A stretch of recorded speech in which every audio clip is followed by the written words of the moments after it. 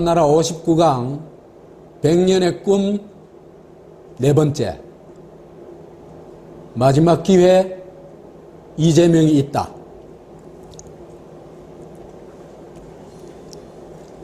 이 사진 다 한국인이면 대부분 기억하시지 않나 싶습니다.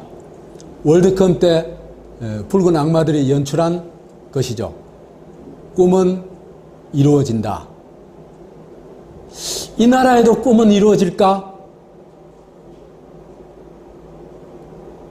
정말 70년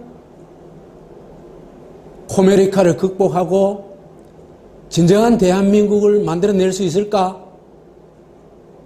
나는 이것이 진짜 이 나라의 꿈이라고 생각을 합니다.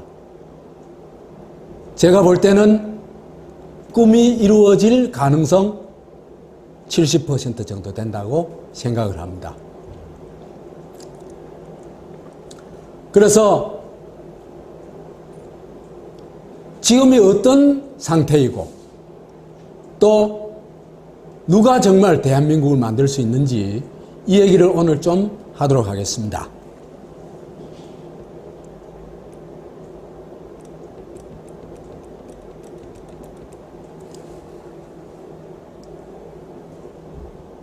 코메리카 만들어낸 재앙, 그것이 IMF 경제위기였죠. 경제위기를 극복하지 못해가지고 늪에 빠진 나라들이 아주 많습니다. 지금 또 그리스 같은 경우 못 태어나고 있죠. 남미 여러 나라들은 그죠. 이 경제위기를 지금 또 뭐 거의 벗어났다고 얘기할 수가 없습니다. 그런데요, 이 경제위기를 정말 가장 짧은 기간에 가장 완벽하게 벗어났을 뿐만 아니라 첨단 산업을 주도하는 선도 국가로 만들어낸 것이 김대중 정권입니다. 우리가 흔히 만델라를 위대한 지도자다 이렇게 얘기를 한대요. 그 사실은요, 백인들이 만들어낸 신화입니다.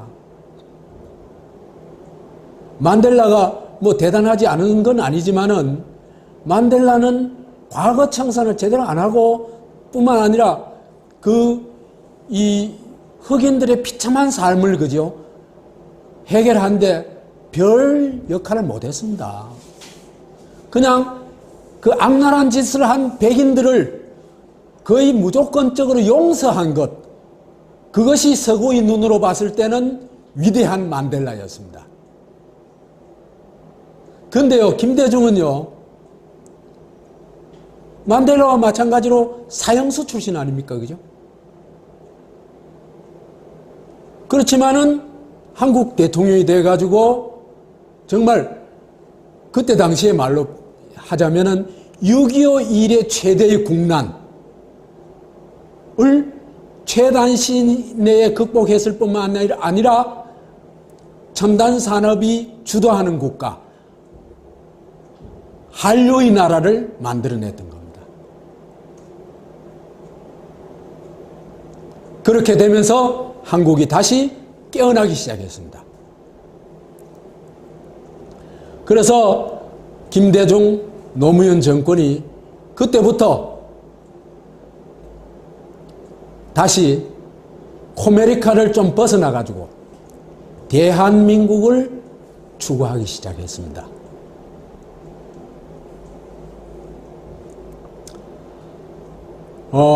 이거는 뭐 김대중 정권, 노무현 정권 좀 차별이 있기는 있습니다. 김대중 정권은 대체로 뭘 했냐면은 경제혁신, 그 다음에 공존 기반, 좌우 공존 기반, 노자 공존 기반, 남녀 공존 기반, 남북 공존 기반을 만드는데 주력을 많이 했어요.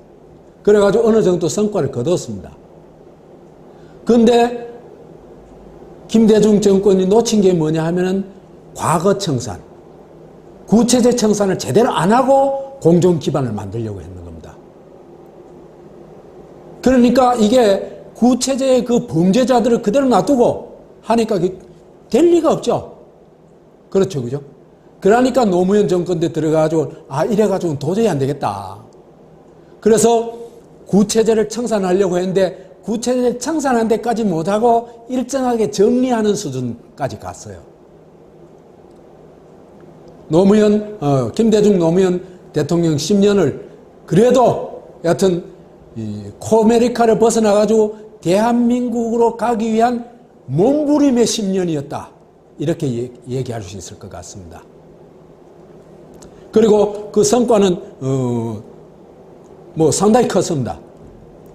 우리나라가 그죠? 10대 경제 강국에 들어선 거는 이때입니다. 그래서 이 시기에 보면 과거 청산이 상당히 됐고, 그 다음에 우리나라 보수 세력이 그렇게 부르짖던 진짜 자유민주주의를 실현한 사람은 누구냐? 김대중 노무현이었죠. 김영삼 이전에는 그건 조폭체제였지 자유민주주의 체제가 전혀 아닙니다. 그 다음에 남북 평화 공존을 추구했고, 재벌 전문화를 통해 가지고 경제 구조를 나름 혁신했고, 그걸 통해 가지고 첨단 산업이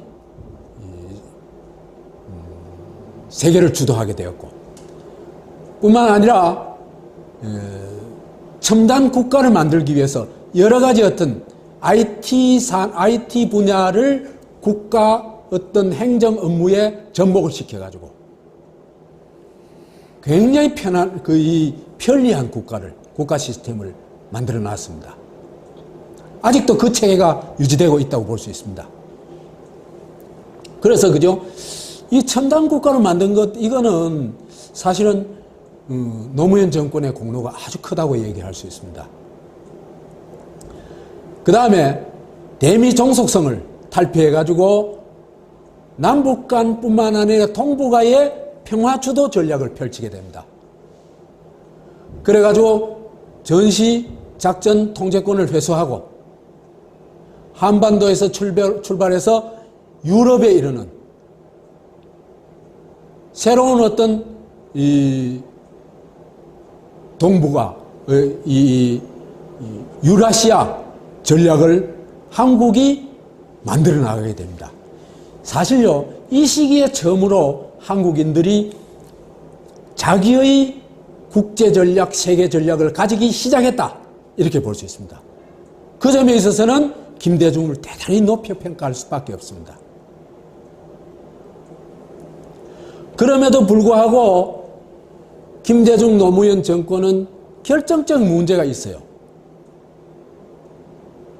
사실 민주정권이 들어서면은 불평등이 해소돼야 되겠죠. 완화되든지, 그죠? 그런데 독점이 강화되고 오히려 양극화가 심화됐어요. 그거 왜 그래 됐어요? 비정규직을 허용한 게 결정적인 이유였습니다. 김대중 정권 때.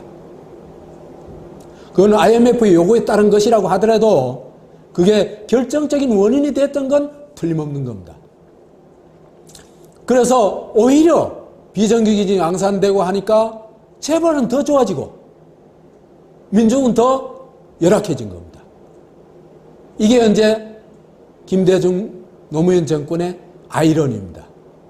최선을 다했음에도 불구하고 결과는 거꾸로 나와버렸다.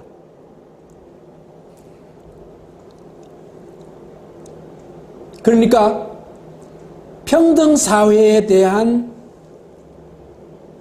이념이나 정책들이 없이 그냥 나라를 맡아가지고 이런 결과를 가져왔다. 그렇게 볼 수 있을 것 같습니다.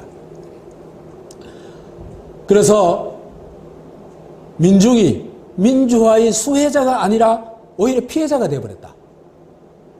그래서 민중이 파상 코스가 생겨났어요. 이때부터. 어떻게 됐습니까? 정규직에서 비정규직으로 밀려나고, 비정규직으로 견디다 안 되면은 자영업으로 가고, 자영업으로 가면은 이거는 과잉 경쟁을 통해 가지고 망할 수밖에 없겠죠. 이 코스를 만들어 놔버린 겁니다.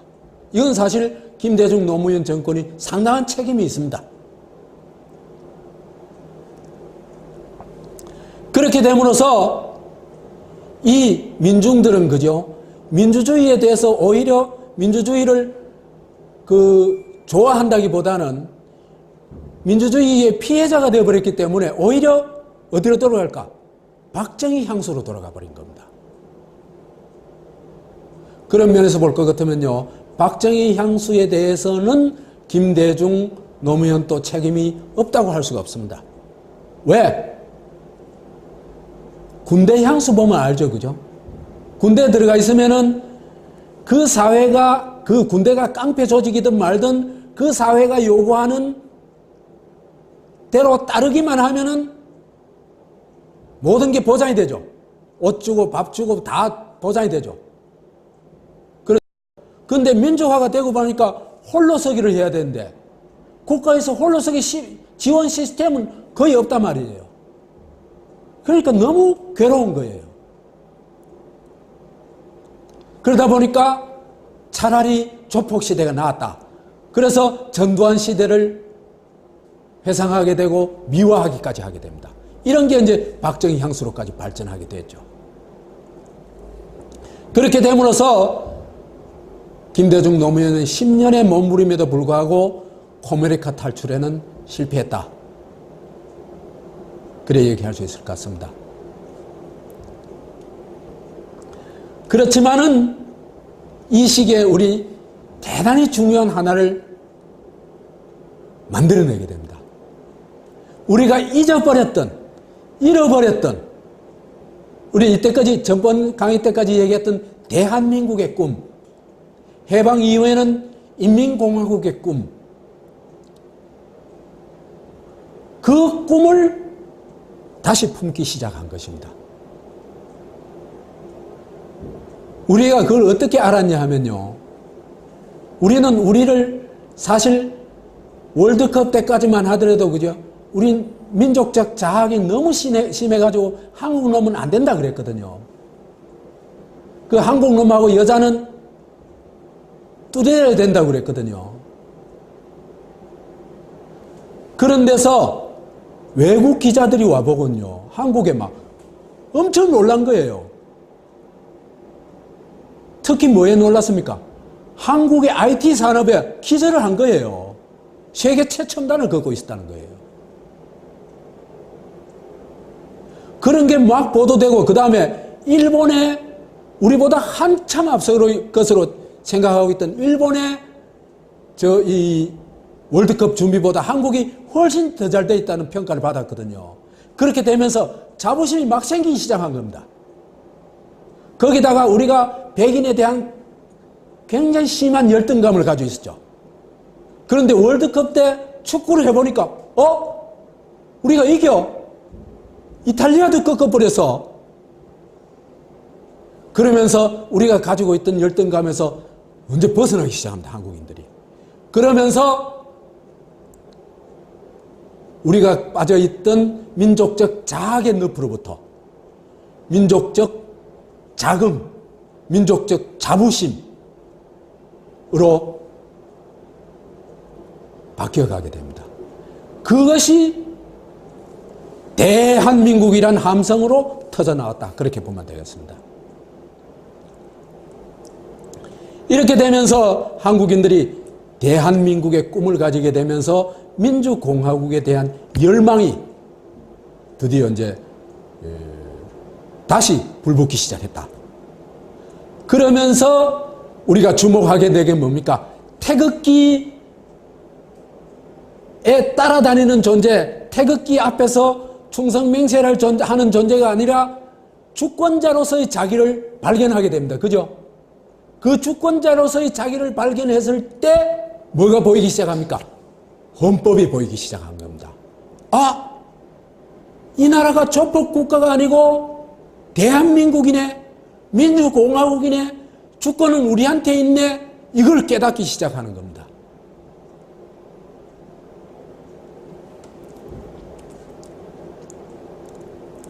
그래서 2008년에는 드디어 헌법 제1조 노래, 민주공화국의 노래 또는 주권자의 노래라고 얘기할 수 있습니다. 이게 거대한 함성을 만들어내게 됩니다.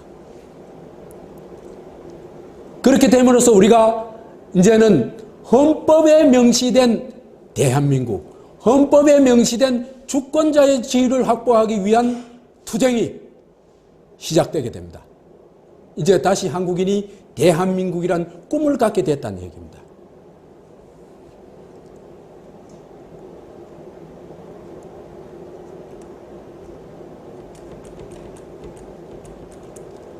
그렇지만은 이렇게 꿈을 가진 사람이 그리 많지는 않았어요. 그때까지는. 겨우 이제 막 벗어나는 정도니까 뭐 한 30% 정도. 그러니까 한 반 정도는 여전히 그죠. 조폭 시대의 그 뭡니까 이 태극 로봇에서 못 벗어나고 있는 겁니다. 그러니까 선거에서 다시 또 그 다음에 김대중 노무현 정권 때 그 이 민중이 민주주의의 수혜자가 아니고 피해자가 되어버렸다는 얘기를 했죠. 그렇게 됨으로써 이들이 이제 오히려 수구 정권을 불러오게 됩니다. 그래서 만들어진 게 이제 나오게 된 게 이명박 정권, 박근혜 정권.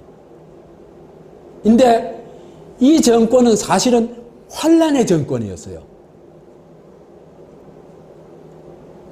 그 환란의 핵심이 뭐냐 하면은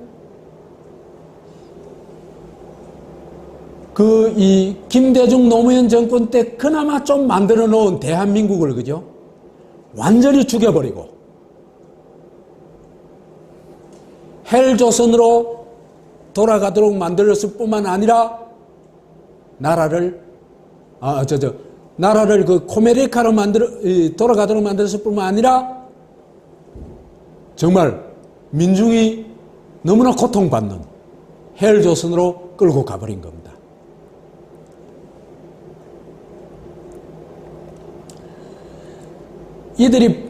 이들이 한 거는 그죠?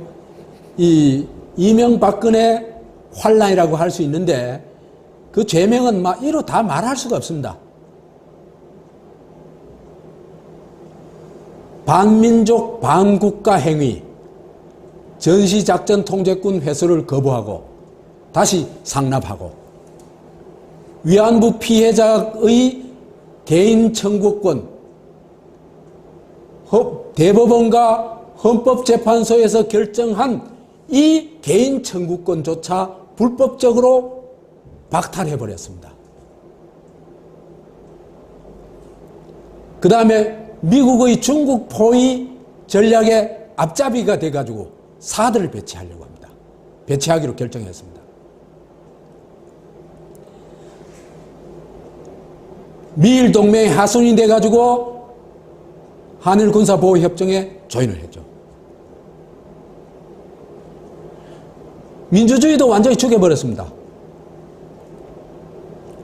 대선 부정 등 각종 선거 부정이 지금 속속 드러나고 있죠.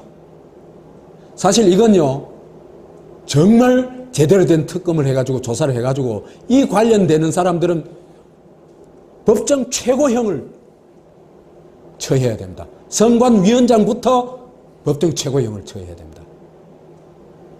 당시에 국정원장, 선관위원장, 그 다음에 관련되어 있다면 이명박까지 다 처벌을 해야 됩니다. 이거는 완전히 국기를 흔드는 정도가 아니고 국기를 무너뜨리는 행위입니다.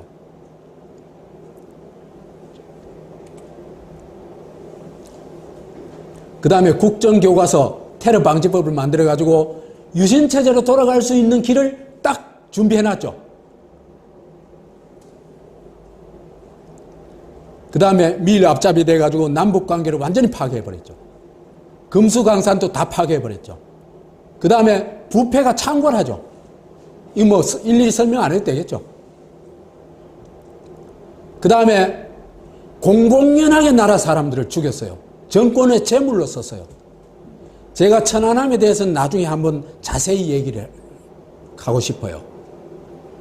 세월호에 대해서는 제 나름대로 이미 얘기한 것이 있기 때문에 천안함을 보면요, 이게 완전히 한미합작입니다.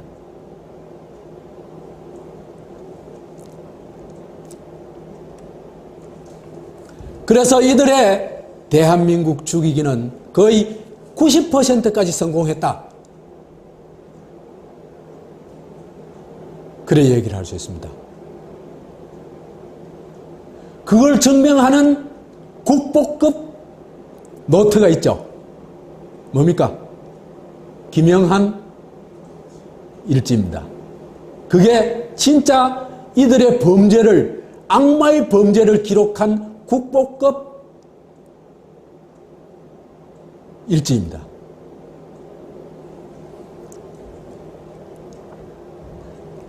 자, 이래 되면은 나라가 어디로 갈까? 이런 식으로 가면은 첫째로요, 지금까지는 단지 미군 기지였죠. 그런데 이게 미군 기지를 넘어서 가지고 미국, 일본의 기지가 될 뿐만 아니라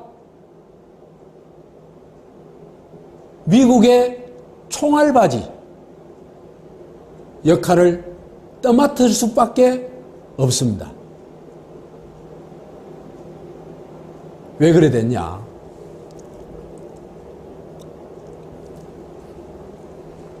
사드 배치를 하게 되면요, 이 사드라는 게 중국의 국가안보의, 지금 현재 국가안보의 제1차적 주제가 되어 있거든요. 왜 그래 됐냐 하면은 오바마 정권 때 수립된 소위 중국 포위 전략이라는 게 있잖아요. 그죠? 피벗 투 에이시아라는 게, 이게 본질이 이제 중국 포위 전략인데, 중국 포위가 마음대로 안 돼요. 지금 마음대로. 안 되는데, 중국 포위에 있어가지고 중국 포위하려고 그래 봐야 쉽지를 않아요. 왜? 북쪽으로는 어디 있습니까? 몽골하고 러시아가 있죠. 그 포위돼요? 안 되죠. 그 다음에 동남아에 있어서 베트남, 캄보디아, 이런 필리핀 이런 나라인데, 필리핀이 포위해주기를 기대했는데 두테르테가 등장하면서 그것도 어렵게 됐죠. 그러니까 중국을 겨냥하는 게 굉장히 어렵게 됐어요. 그러면은 정말 중국의 목 밑에 총알을 딱, 권총을 딱 겨누는 게 뭐냐면 사드입니다. 예. 그래서 이거는요, 중국으로서는 절대로 용납할 수 없는 겁니다. 그렇기 때문에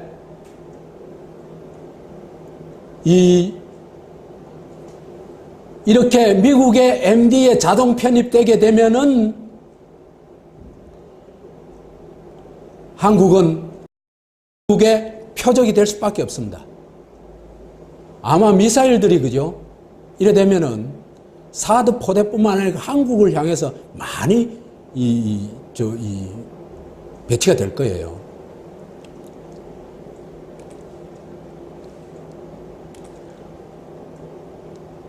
그래서 한국 사드는 유사시의 첫 타격 대상이 될 뿐만 아니라 한국 자체가 잠재적인 중국의 적국으로 규정될 가능성이 굉장히 높습니다. 왜? 목 밑에 뭐를요? 권총을 겨누고 있는 거거든요. 그 용납하겠어요? 한국 같으면 그걸 용납하겠습니까?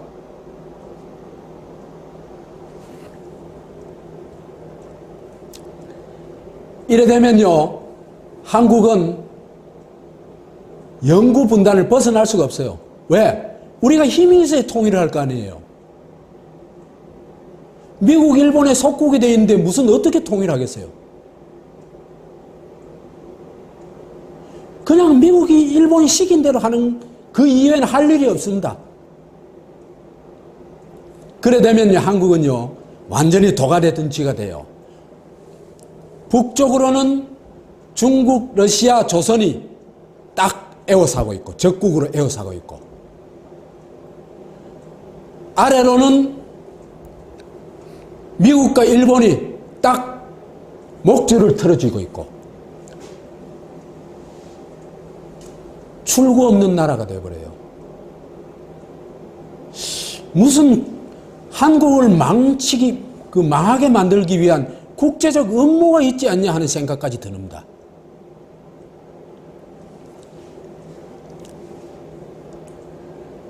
그 다음에요, 총알바지가 될 뿐만 아니라 지금 무섭게 빠른 속도로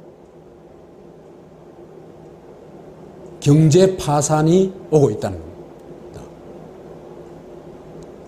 첫 번째로 꼽을 수 있는 게 사드가 몰고 올 경제적 어떤 타격인데요.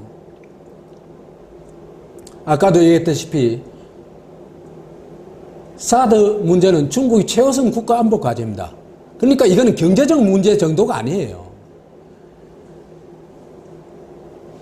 그러면은 이건요, 당연히 전방위 압박을 할 수밖에 없습니다. 지금 그래서 군사적 압박까지 하고 있죠. 그렇죠, 그죠? 미사일을 탑재한 중국 비행기가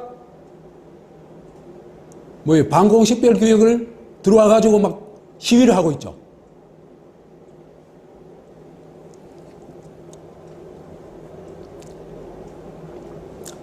그래 되면은 이거는 경제적 재앙은 불가피해진다. 우선요, 문재인이 사드 배치는 이미 한미 간에 약속한 것이기 때문에 바꾸기 어렵다. 그래서 중국과 러시아를 설득하는 노력을 하겠다. 이 개방국 끼는 소리입니다. 도대체 이런 안이한 사고방식을 가지고, 이런 안목을 가지고 어떻게 나라의 대통령이 되겠다고 나서는지 전 참 이해가 안 가요. 이게 중국의 국가 안보 과제이기 때문에, 이건요, 외교적 노력으로 무마할 수 있는 일이 절대 아닙니다.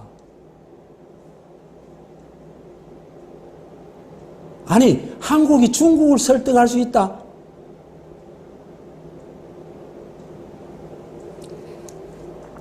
그래서 중국은 어떤 경제적 난관도, 그죠? 제가 볼 때는 감수할 거예요.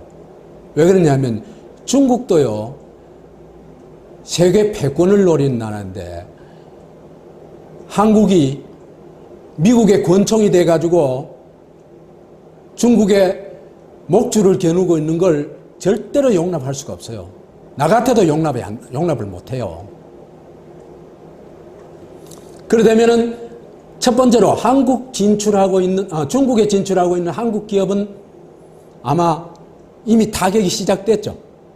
전기 배터리라든지 롯데에 대한 세무조사라든지 그 다음에 뭐 여러 가지 있더라고요.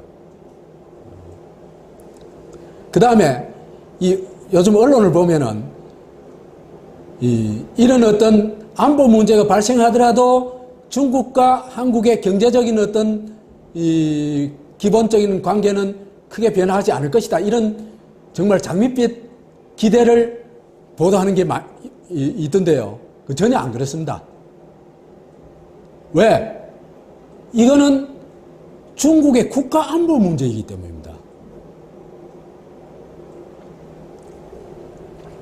그래서 중국에 수출하는 게 한 50% 정도가 중간재이기 때문에 중국도 이걸 가공해가지고 수출하는 나라니까 한국을 절대로 경제적 파트너에서 배제하지는 않을 것이다. 이렇게 기대를 하고 있는데 안 그렇습니다. 그거는요.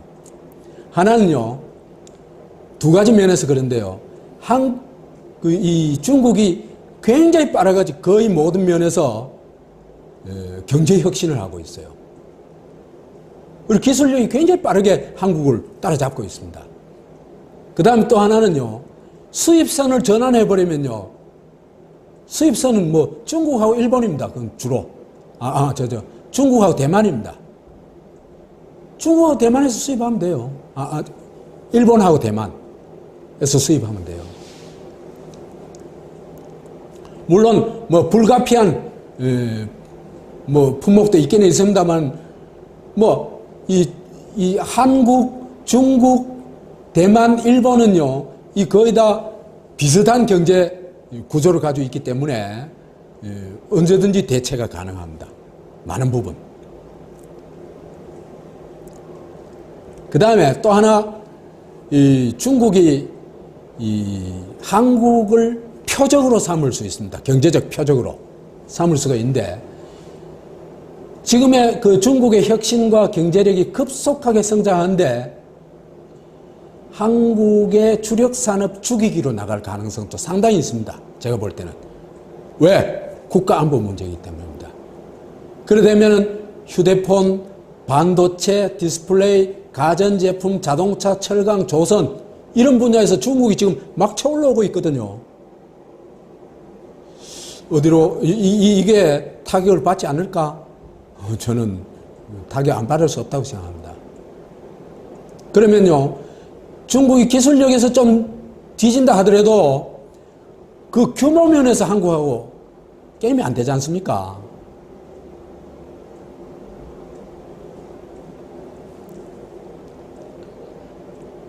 그 다음에 한류는 이미 거의 뭐 끝났죠. 사드가 시작도 안 했는데도, 사드 배치도 안 했는데도 한류는 거의 끝나버렸죠. 그러니까 한국이 받을 경제적 타격이라는 게 우리가 상상할 수 없는 수준이다. 이래 얘기를 할 수 있습니다. 절대 이걸 가볍게 생각하면 안 돼요. 가볍게 생각하는 사람이 대통령 되면 절대로 안 됩니다. 나라 망하는 길로 갑니다.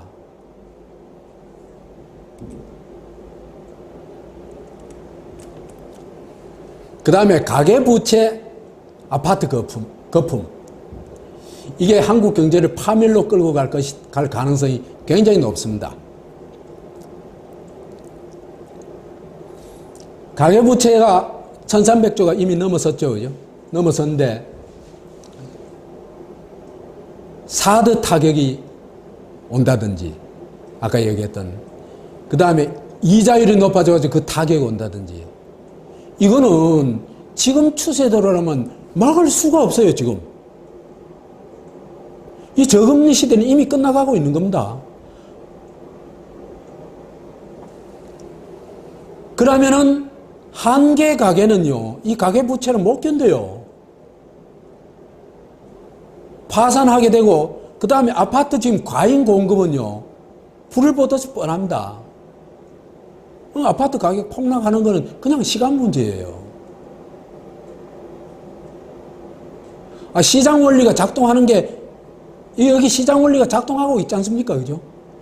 아무리 국가가 개입해가지고 해도 그지 막을 길이 없어요. 그래 되면요, 금융기관이 파산하고, 가계부채 상환이 안 되니까, 국가 경제가 파멸로 될 가능성이 높습니다. 그렇기 때문에 이 문제에 대한 대안을 세울 수 있는 사람이 대통령이 돼야 돼요.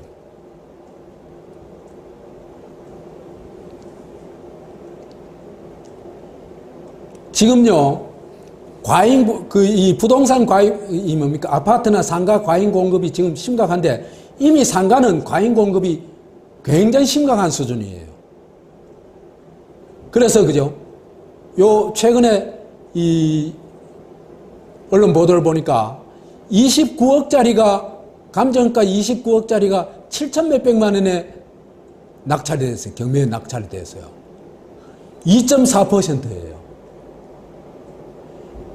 이건 최악의 경우이지만 10%도 못 넣는, 그 감정가의 낙찰가가 감정가의 10%도 안 되는 경우가 수두룩하다 그래요. 그러면 지금 이미 과잉 공급이 엄청난 타격을 주고 있는 겁니다. 그런데 아파트 들었을 때마다 저거 전부 다 상가, 엄청나게 짓지 않습니까? 그죠? 저는 감당이 불감당이라고 봐요. 거기다가 초고층 아파트들도 또 짓고 있죠. 초고층 건물들, 그죠?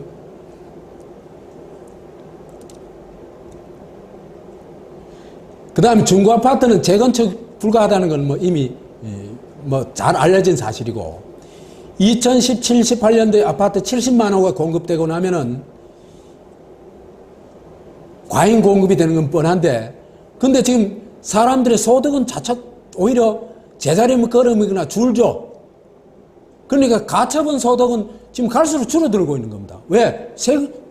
이자를 자꾸 내야 되기 때문에. 그러면은 이게 거품이 붕괴되는 건 그냥 시간 문제다.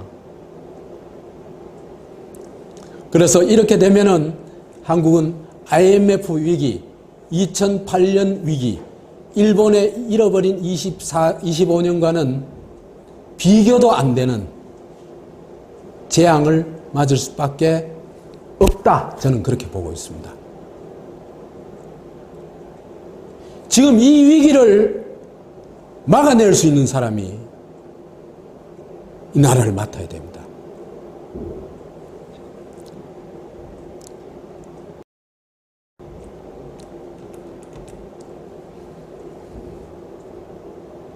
이명박 박근혜 정권이 그죠?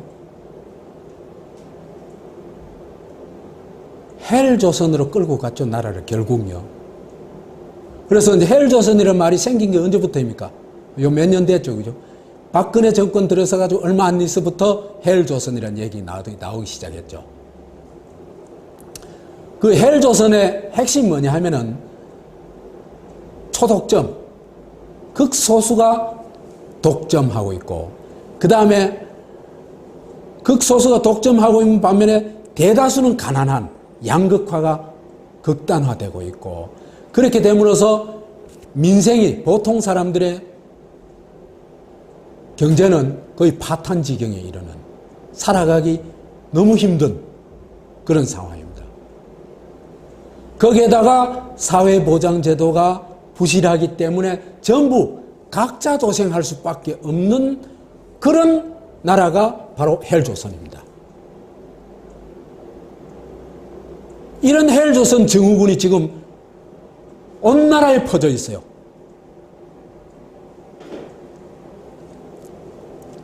초독점, 흡혈귀 재벌, 거의 모든 산업 분야를, 김밥집까지, 빵집까지 장악해 들어가겠죠.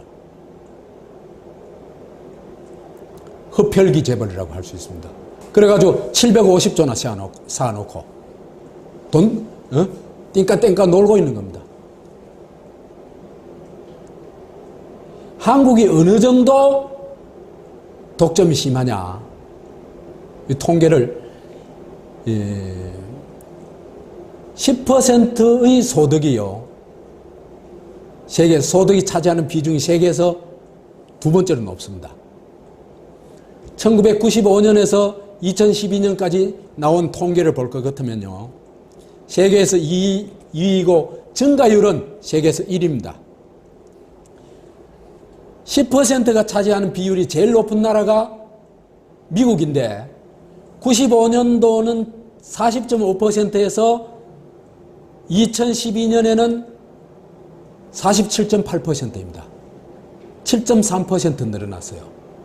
그런데 한국은 95년도에 29.2%였는데 2012년에 44.9%로 15.7% 늘어났습니다. 그러니까 미국은 이런 정도로 완만하게 늘어나는 데 비해서 한국은 막 이렇게 가파르게 늘어나고 있는 겁니다.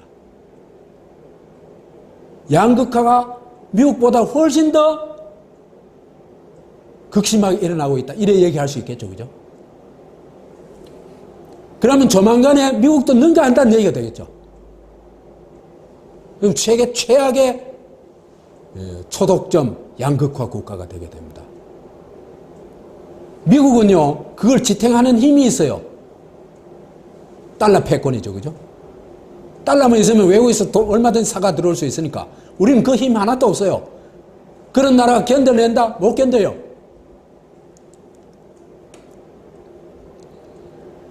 딴 나라들을 보면요, 설사 증가한다 하더라도 서서히 증가해요. 조금씩 증가해요. 그 다음에 말레이시아를 보면 오히려 줄어들어요. 10%의 소득 비율이. 그러면 이 사태는 대단히 위험한 사태다, 이렇게 볼 수 있습니다. 이 제도, 여기에 제동을 걸지 않으면요, 한국은 나라가 공중폭발할 거다, 저는 그렇게 봅니다. 특권층의 반칙과 무한갑질이 참 심각하죠. 이건 생략. 그래서 초독점은 양극화가 심화될 수밖에 없겠죠. 양극화가 심한데, 이 양극화가 심한 대로 또 그대로 내버려 두면요, 괜찮아요. 양극화 심해가지고 가뜩이나 힘든데 무한 뺑뺑이를 돌려요. 사람들이 어지러워 죽는 겁니다. 어떻게 하냐? 우선 최고 수준의 장시간 노동. 이게 몇 년 전까지는 압도적인 세계 1위였습니다. 그러다가 이제 이 민주정권이 들어서 가지고 좀 줄어들어 가지고 이제 멕시코 다음 2등입니다. 그 다음에 임금 격차가 세계 최고예요. 대기업과 중소기업 격차가요, 80년대 초까지만 해도 중소기업의 임금이 대기업 임금의 97%였다 그래요. 거의 임금 차이가 없는 거예요. 그런데 2016년 현재 중소기업의 임금은 전체적으로는 대기업의 60%, 제조업은 53%밖에 안 됩니다. 거의 반밖에 안 된다는 얘기입니다. 그 다음에 정규직, 비정규직도요, 60%에서 몇 년 전까지 60%대 최근에 보도를 보니까 50%로 줄었어요. 격차가 더 심해지는 겁니다. 이것도.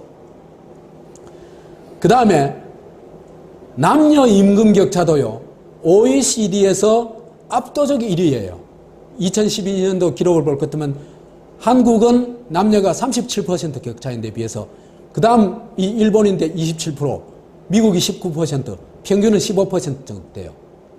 그러니까 평균보다도 2배보다도 더 많이 차이가 난다는 거예요.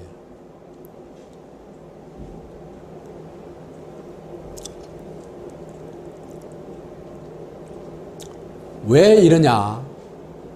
노동자들이 힘이 없기 때문에 그래요. 그 다음 정권이 철저히 재벌 편이기 때문에 그래요. 그러니까 정말 정권이 주권자 편인 정권, 그 다음에 노조를 인정하고 지원할 수 있는 정권이 서지 않는 한 이런 구조를 바꿀 수가 없어요.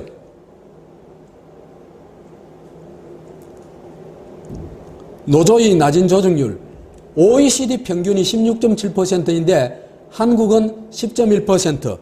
미국이 지금 이제 양극화가 심한 나라들은 다 이런 노조 조정률이 낮아요. 미국도 10.7%. 일본도 양극화 좀 심한 편이거든요. 17.7%.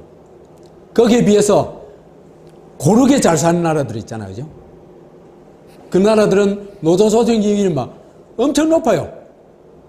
덴마크 66.8%, 핀란드 69% 이래요.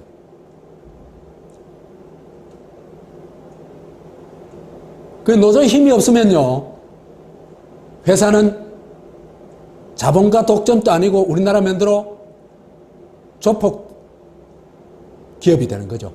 혼자가 황제식으로 지멋대로 하는. 그런 기업이 되는 겁니다. 그 다음에요. 청년 실업이 한 공식적으로 10%라고 얘기를 하는데요. 이것도 10%로 늘었다고 보도가 되는데 최근 보도입니다. 이거요 믿을 수가 없어요.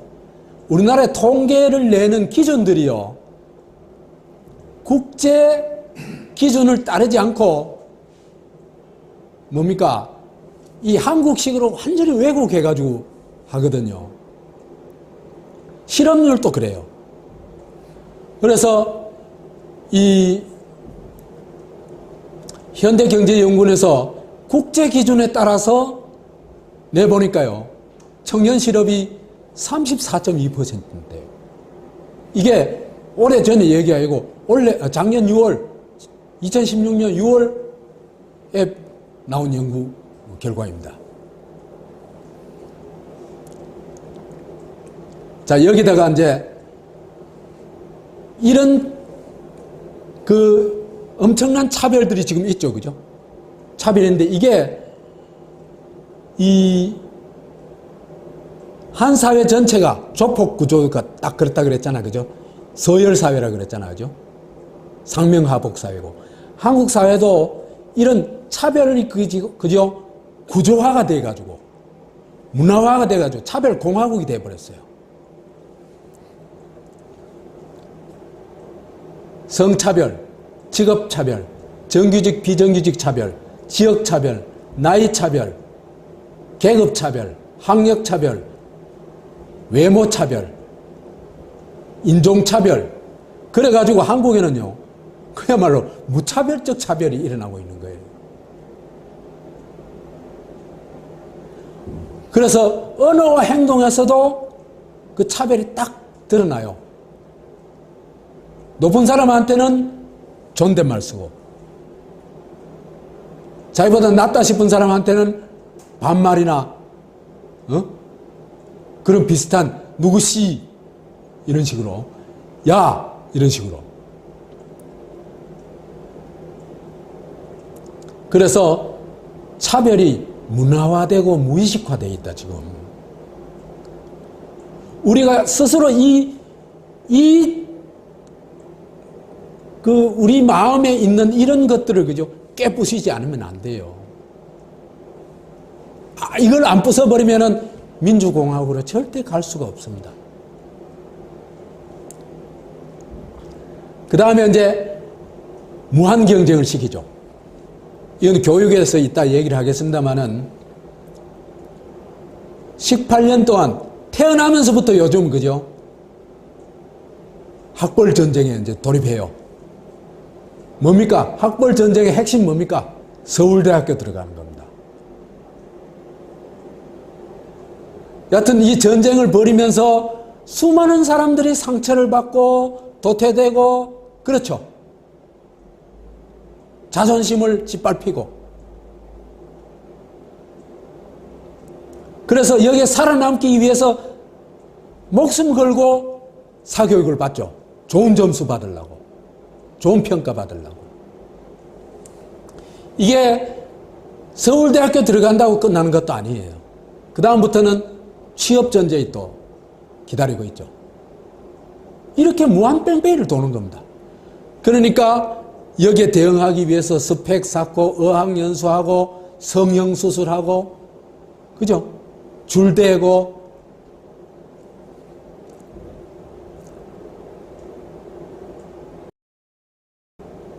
그래서 이렇게 양극화가 심화되게 되면은 민생 파탄은 언제? 필연이죠. 자, 이런 양극화가 심하면은 적어도 복지는 좀 제대로 돼야 될 거 아니에요. 근데 한국의 복지는 OECD 꼴찌예요. 28개국의 2014년에 28개국 조사를 했는데 프랑스가 31.9%, 10등 10번째였던 포르투갈도 25.2%예요. 그 복지가 엉망이라는 미국도 19.2%입니다. 그런데 한국은 28개국 중에 28등 10.4%, 미국의 반 정도밖에 안 됩니다. 이러고도 복지가 나라 망친다고 얘기를 하는 사람들이 누굽니까? 그게 조폭 세력들입니다.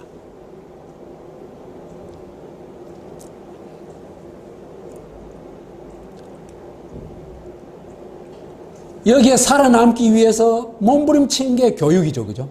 그렇지만 이 교육은요, 사람들을 죽여놔요. 우선 개인과 개성을 전혀 존중하지 않습니다. 그리고 교육이 오히려 그죠? 개인과 개성을 죽여놔버려요. 저가 틀 다 짜가지고 그 틀에 맞춰내요. 그 다음에 좁게는 1%는 넓혀봐야 학력의 덕을 보는 사람은 10% 정도밖에 안 돼요, 사실은. 아주 넓게 잡아도. 그럼 학벌의 덕을 본 사람은 1% 정도밖에 안 돼요. 나머지는 전부 들러리 세우는 거예요. 돈 내고 들러리 서는 거예요. 맞아가면서까지.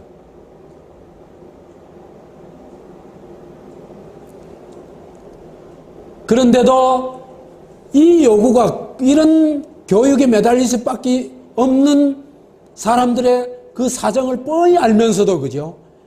무상교육은 도대체 한국의 경제 규모가 언제 지금 어느 세계 10몇이 된 나라가 중학교 무상교육까지밖에 안 해요. 유럽은 이미 대학까지 무상교육하고 있는데 1950년대부터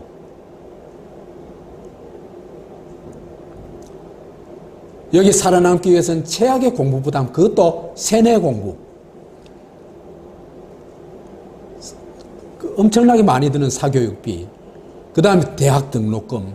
대학 등록금도 세계 2번째 높아요. 미국 다음이에요. 사교육비는 압도적으로 세계 1위고. 그러니까 교육에 헉헉대는 거예요. 성과도 없는 교육에 헉헉대고 있는 거예요. 이 정말 교육혁명 안 하면요, 정말 안 됩니다.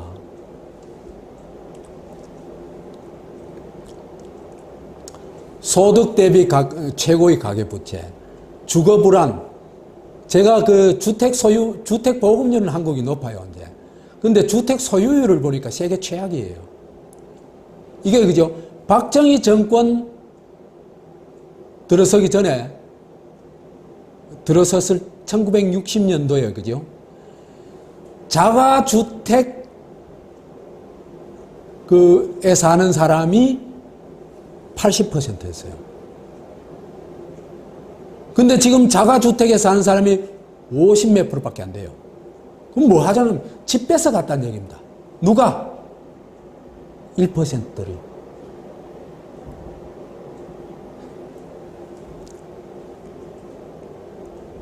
최악의 노인 빈결. 이것도 압도적 일입니다.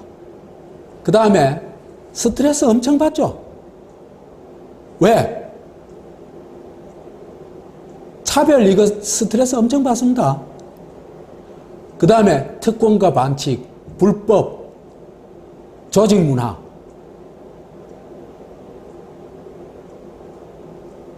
가라 문화. 여기에 적응 못하면은 따시키죠. 견딜 수 없는 겁니다. 그래서 시박시박 하면서도 소주 한 잔 먹고 풀고, 또 뭐 구멍이 포도청이라 그 이튿날 새벽같이 회사 나가고 이렇게 사는 겁니다. 너무 슬퍼요.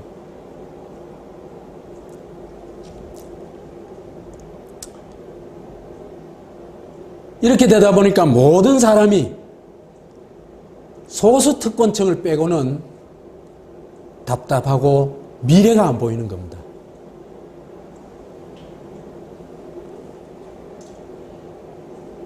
그런데도 사회보장제도가 없으니까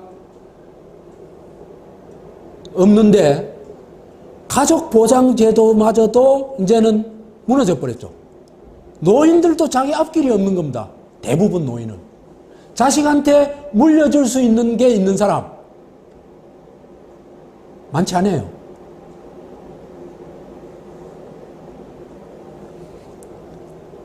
그러면 그때부터는 죽어라 각자 도생해야 되는 겁니다. 너무나 힘드는 겁니다. 시스템이 없이 각자 도생해야 되는 게 그죠?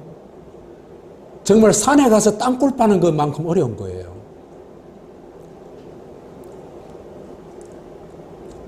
그러다 보니까 사람들은 슬픈 선택을 하게 됩니다. 어쩔 수 없는 슬픈 선택. 좋아서 하는 게 아니에요, 이게.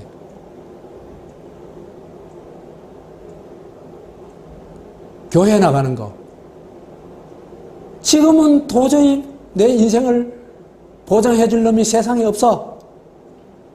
내생이라도 구원받자. 그거 나가는 거예요. 박정희 기호.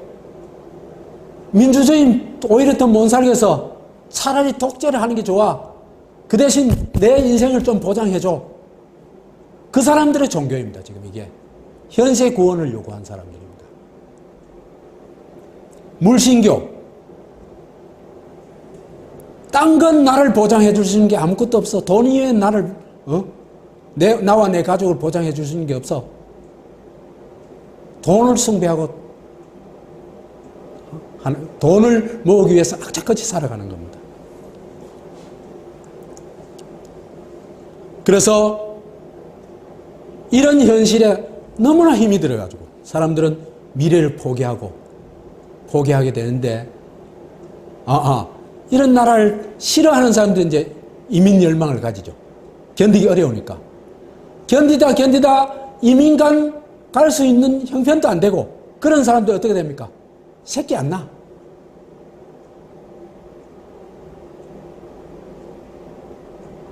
내 새끼가 이런 나라에 사는 건 난 원치 않아. 그 다음에 차라리 저 세상 가자. 이 세상보다 저 세상이 더 편하겠다. 그런 선택을 하는 겁니다.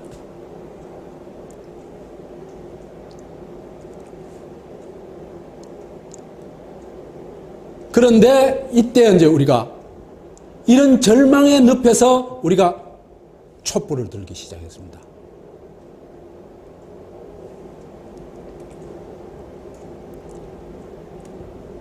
칠푼이 환란 생략할게요. 칠푼이 어떤 환란을 일으켰는지는 다 아실 테니까. 그럼에도 박근혜가 우리한테 엄청난 역할을 했다. 역혁명가의 역할을 했다. 자기 몸을 불태워가지고 한국인의 주권자 의식을 일깨웠다. 이렇게 얘기를 할 수 있습니다. 자기가 타고 싶어 탄 건 아니지만은 그 불태운 데 결정적인 역할을 한 사람이 누굽니까? 몇 그룹을 들 수 있어요. 하나는 세월호, 하나는 JTBC. 결정적인 역할을 했죠.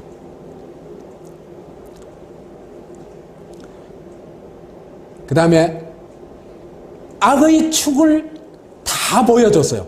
악의 축이 박근혜 때문에 다 드러났어요. 거의 다. 그 다음에 앞장서가지고 박정희 신화를 때려 부숴가지고 조폭 세력이 집권할 수 있는 기반을 완전히 무너뜨려 놔버렸어요. 이거는 역시 박근혜의 공로다. 이렇게 얘기를 할 수 있습니다. 그래서 이렇게 박근혜가 소신공양을 하면서 사람들이 이제 촛불을 들고 나오기 시작했죠. 그래서 주권자 혁명이 일어났는데 여기서 제일 우리가 그냥 시위만 하고 끝난 게 아니에요. 여기에 제일 중요한 게 뭐냐 하면은 주권자의 힘으로 국가를 제압했다는 겁니다. 이게 결정적으로 중요한 겁니다. 국가를 위해서 국민이 존재하는 게 아니고 주권자를 위해서 국가가 존재하는 거야 하는 이 의식의 혁명이 일어난 겁니다. 생각의 혁명이 일어난 겁니다. 이게 진짜 혁명입니다.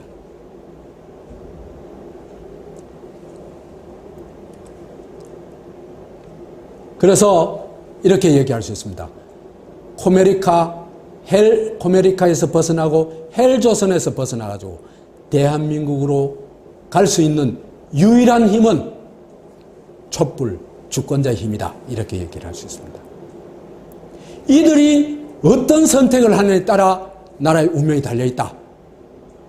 그렇게 볼 수 있습니다.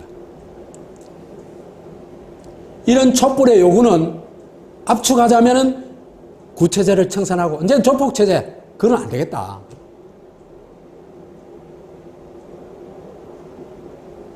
진짜 민주주의를 대한민국을 한번 만들어보자. 민주공화국을 만들어보자. 이거 아닌가 싶습니다.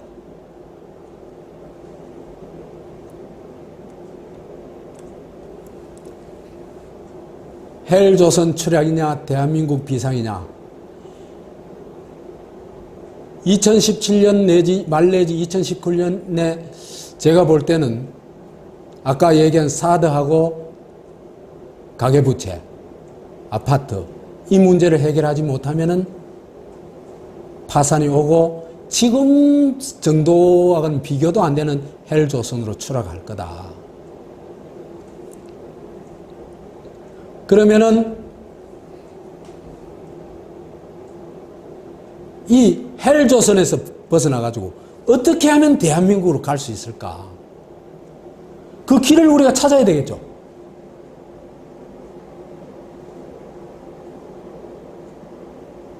그래서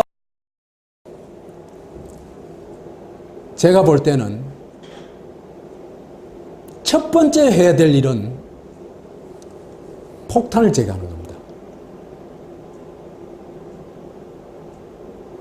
사드 폭탄. 이거 아까 충분히 얘기했죠. 사드가 배치될 경우에는 한국이 아마 견디기 어려울 거다. 그러면은 이 사드를 거부할 수 있는 사람이 대통령이 돼야 됩니다. 지금 현재 거론되고 있는 후보들 중에, 대통령 후보 중에 사드를 명백하게 반대하고 있는 사람은 이재명 뿐입니다.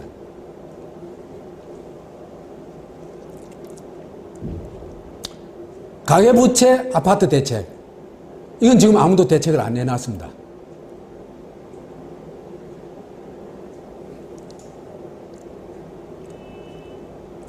그 다음에요. 70년 동안 일그러져 있던 나라, 코메리카 있잖아요. 그죠? 이 물구섬은 대한민국이죠. 그죠? 이 대한민국을 바로 세워야 되겠죠. 진짜 민주공화국을 만들어야 되겠죠. 그러자면은 제일 중요한 게 정상화 혁명이라고 볼 수 있습니다. 정상화의 기준이 뭐냐?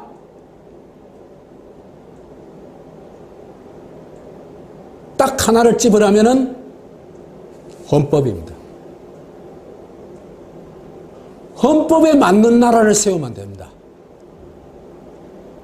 지금의 헌법이 좀 문제가 있다 하더라도 고로 헌법에 맞는 나라를 세워나가면요 굉장히 괜찮은 나라가 됩니다.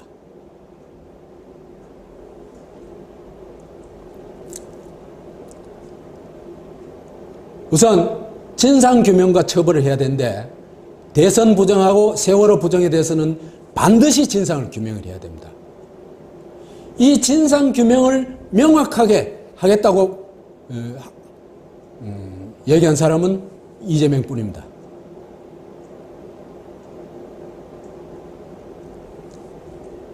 그 다음에 조폭체제의 총본부라고 할 수 있는 국정원을 혁파하고 국가민주화를 해내야 정상적인 민주국가가 될 수 있습니다. 이것에 대해서는 두 사람을 얘기할 수 있습니다.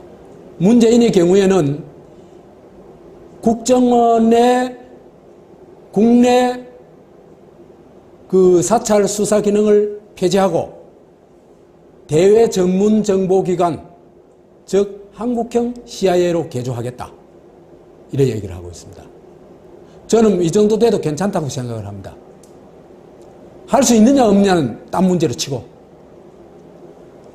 그 다음에 이재명의 경우에는 세월호와 관련해서 국정원에 대해서 굉장히 단호한 입장을 얘기를 하고 있습니다. 그래서 국정원을 구체적으로 어떻게 하겠다는 얘기는 안 하지만은 지금까지의 어떤 행동으로 볼 때는 국정원에 대해서 가장 단호한 제대로 된 개혁을 할 수 있는 사람은 이재명이다. 이렇게 얘기를 할 수 있습니다.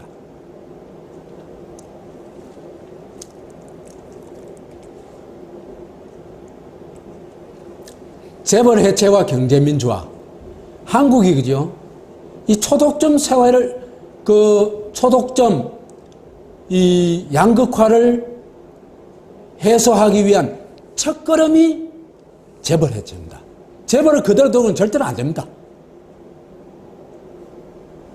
그런데 재벌 해체와 경제 민주화에 대해서 재벌 해체를 명확하게 얘기하고 있는 사람은 이재명뿐입니다. 문재인의 경우에는요, 재벌 개혁을 얘기하고 있습니다만은 결정적인 건 건드리지 않고 있습니다. 뭐냐 하면요,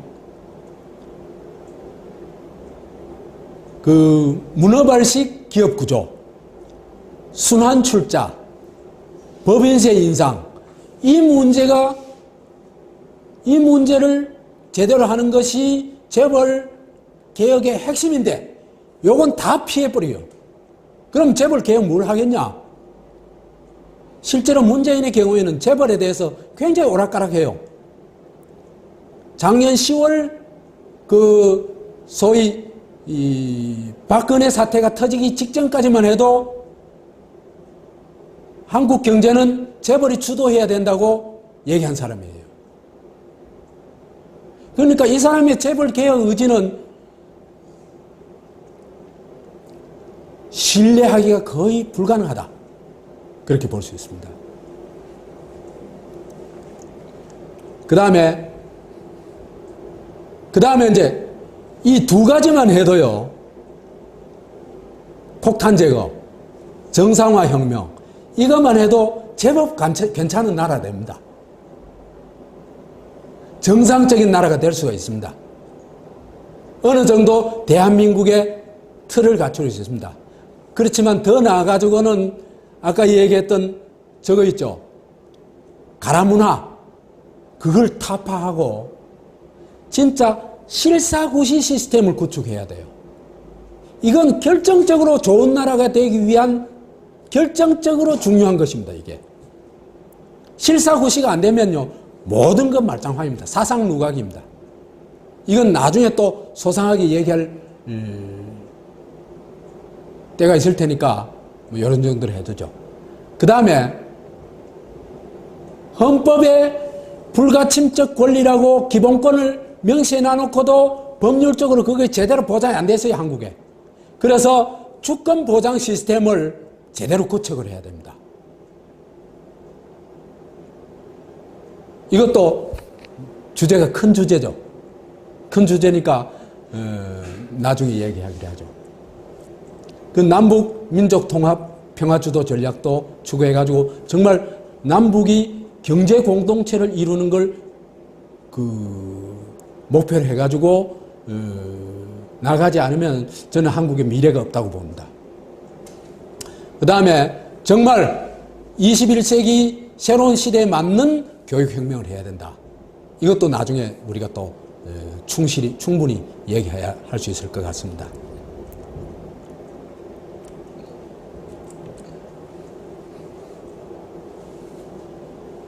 헬조선으로 추락했냐, 대한민국으로 비상했냐. 저는 올해 대통령 선거가 그 마지막 기회라고 생각을 합니다. 그 마지막 기회에 우리가 어떤 선택을 하느냐에 따라 가지고 나라의 운명이 달려있다, 그렇게 봅니다. 그리고 저는 저에 대한 어떤 비난을 하더라도 그걸 감수하고라도 명확하게 말씀드릴 수 있습니다. 이재명이 아니면은 우리가 지금까지 얘기했던 이 난국을 돌파할 수 없습니다. 그건 제가 단호하게 말씀드립니다. 제가 했던 강의들을 쭉 한번 살펴보십시오. 제가 했던 어떤 예상이나 주장들이 그리 빗나가지는 않았을 겁니다. 자, 이번이 최고의 기회인데 최고의 기회라고 얘기할 수 있는 이유가 있습니다. 하나는 악의 축을 다 드러냈죠. 이거 제가 하면 됩니다. 얼마나 좋은 기회예요. 지금까지는 악의 축을 드러낼 기회가 없었어요. 드러나지도 않았고 또 감히 드러낼 수도 없었죠. 그래서 쭉 보십시오. 이제 이거는 한번 읽어보시면 될 테고, 그 다음에 한국인이 지금까지의 어떤 시기보다도 최고로 각성되어 있다. 그 얘기할 수 있습니다. 그래서 한국의 주권자들이 천만 촛불 시위를 통해 가지고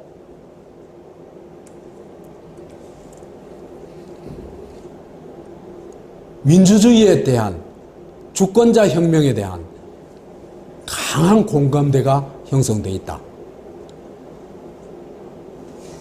그 다음에 이들 주권자들이 국가를 제압해 본 경험을 가지고 있다, 지금. 그렇기 때문에 이제는 국가를 개조하겠다는 의지가 그 어느 때보다도 충만해 있다.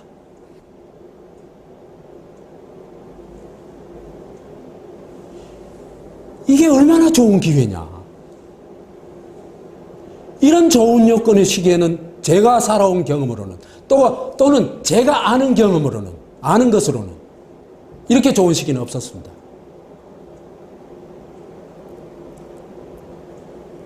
더구나 이런 좋은 여건이 되더라도 이걸 대한민국으로 만들어낼 수 있는 리더가 없으면 그건 불가능합니다. 그런데 제가 볼 때는 가짜 대한민국에서 이 가짜 대한민국을 진짜 대한민국으로 만들 수 있는 진짜 혁명가가 한 사람 있습니다. 제가 볼 때는 이재명입니다. 제가요, 지금 좀 찾아보니까 2014년 9월경부터 이재명을 주목하기 시작했어요. 그래가지고 그때부터 자료를 찾고 쭉 이재명이 성남시에서 뭘 했는지, 그 다음에 이걸 쭉 추적을 했어요. 어떻게 살아왔는지. 그래서 2015년 5월 달에는 한 20명, 20, 30명 정도 상대로 해가지고 이런 강의를 했습니다. 3인행의 필요 대한민국. 세 사람이 힘을 합치면은 반드시 대한민국이 있다. 대한민국을 만들 수 있다. 이런 얘기입니다. 그 중심인물로 이재명을 지목했습니다. 제가 그때. 그러니까 제가 요즘 이재명이 하는 강의 듣고 강연 듣고 하는 얘기가 전혀 아닙니다. 그래서 앞으로 제가 탐구 시리즈를, 옛날에 제가 여러 사람 탐구 시리즈를 낸 적이 있습니다. 안철수 탐구 시리즈도 낸 적이 있고 한데, 얼마 있다가는 이재명 탐구 시리즈를 좀 낼까 싶습니다. 우선 성남에서 이재명 실험이 성공을 거뒀잖아요. 이재명 실험의 핵심이 뭐냐 하면은 부채 청산, 3대 복지사업이라는 말하자면 지방자치단체로서는 전대미문의 일을 해냈단 말이에요. 그러면 이런 엄청난 변화를 해내자면은 반드시 거기에는 그 반대 세력이 많겠죠. 그렇죠, 그죠? 근데 이재명은 그 반대 세력을 한편으로는 제압하고, 제압한 장면들도 이 동영상에 많이 나옵니다. 한편으로는 통합했어요. 껴안았어요. 그래가지고 이 혁명적 변화를 할 때 일어나는 부작용들을 최소화하고 사회 대통합을 이뤄냈습니다.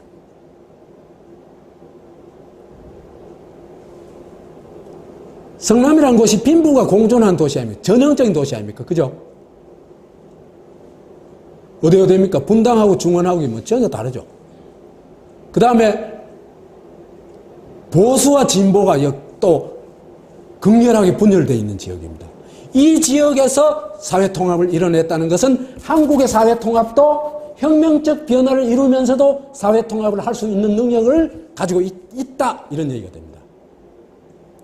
그것이 이재명의 특별한 능력이다, 이렇게 보고 있습니다.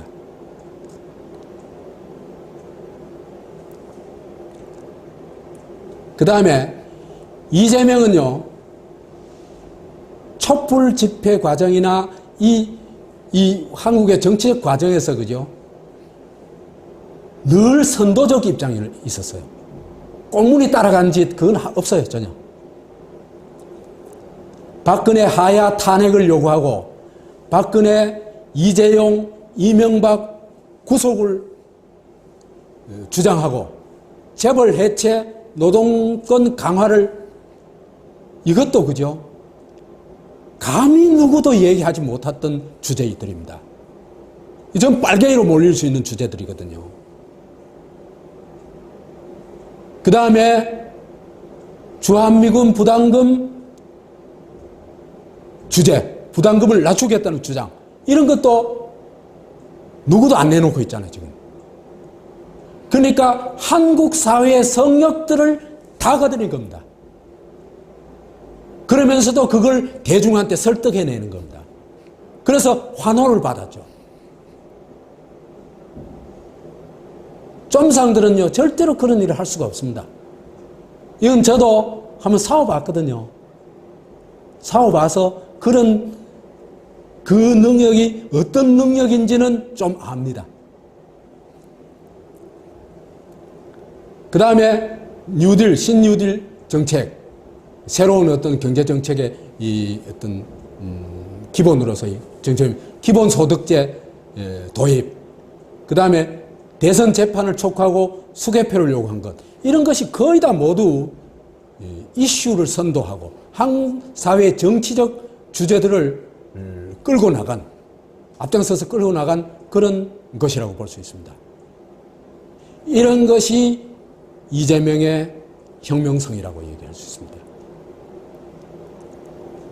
그런데 이 혁명성이 대중으로부터 지탄받고 욕먹는 게 아니고 대중의 호응을 얻고 대중의 공감하고 대중과 같이 손잡고 나가는 게 또 하나의 특징이라고 얘기할 수 있습니다. 촛불 과정에서 그걸 다 보여줬죠. 그래서 촛불 과정에서 이재명이 동행 리더라는 걸, 빼어난 동행 리더라는 걸 보여줬습니다. 제가 누구를 찬양하는 것 같죠? 저는 평가하는 겁니다.